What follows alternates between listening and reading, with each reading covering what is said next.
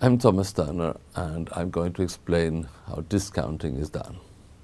Discounting is very important for judging the socioeconomic importance of long-run problems. Take, for instance, the storage of nuclear waste or the drowning of productive lands in Bangladesh or in New York or in London by rising sea level as a result of climate change.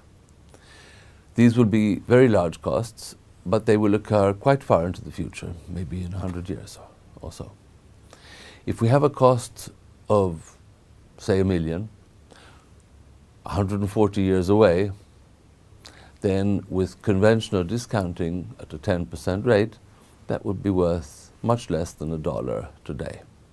Many people think this is intuitively unreasonable, and so we have to be very careful when we work out what the discount rate should be, and in fact whether or not it should be a constant discount rate. So I'm going to explain some of the fundamentals of what we refer to as the Ramsey rule. We start with assuming an intertemporal welfare function.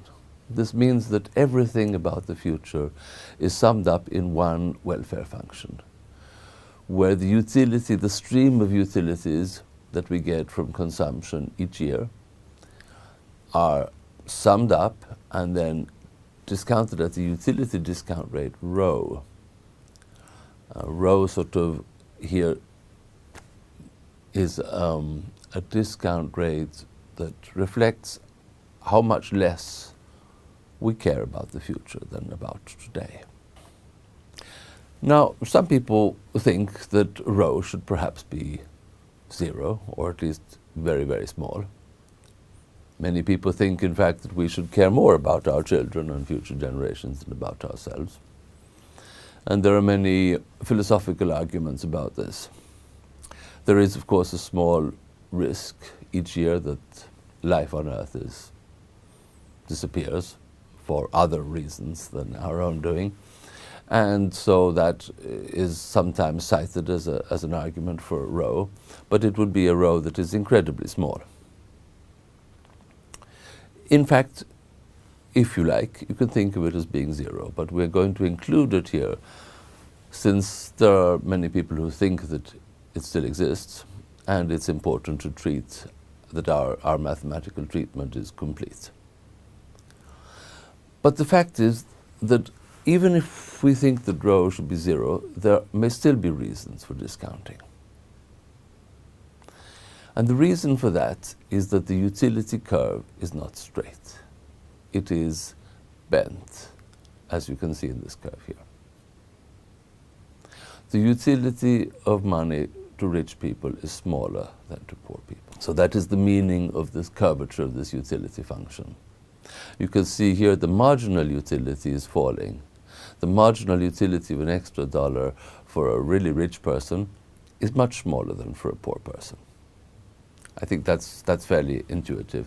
This also means that the curvature of the utility function sort of reflects our inaversion to risk and our inaversion to inequality. And we can illustrate this by thinking about the point M.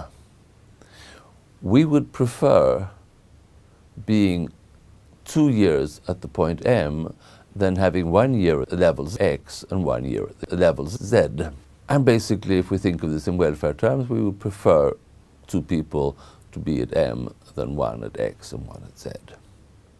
The average of X and Z is below M. This curve is convex. I mean, consider the discrete case. Consider a long row of years. 19, 20, 21, 22, 23, and so forth. And then just pick out 2 of those years, say 21 and 22, and keep everything else constant. And we could, conceptually, you could imagine you might be able to move a few $100s of consumption from 2020 to 2021. Would that be a good thing or a bad thing?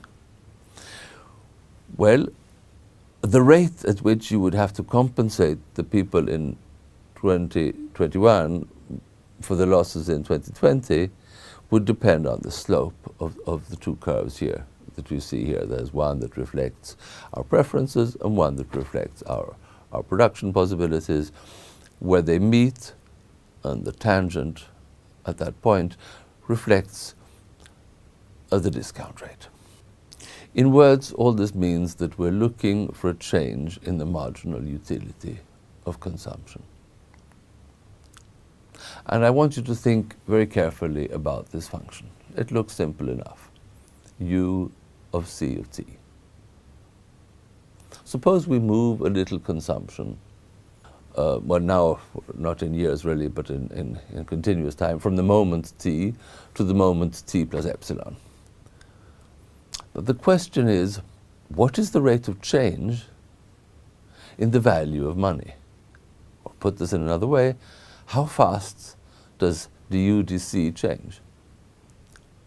This is not really mathematically too difficult for you, but conceptually it's important to really understand what you're doing. So we will write the u dc as u prime of c.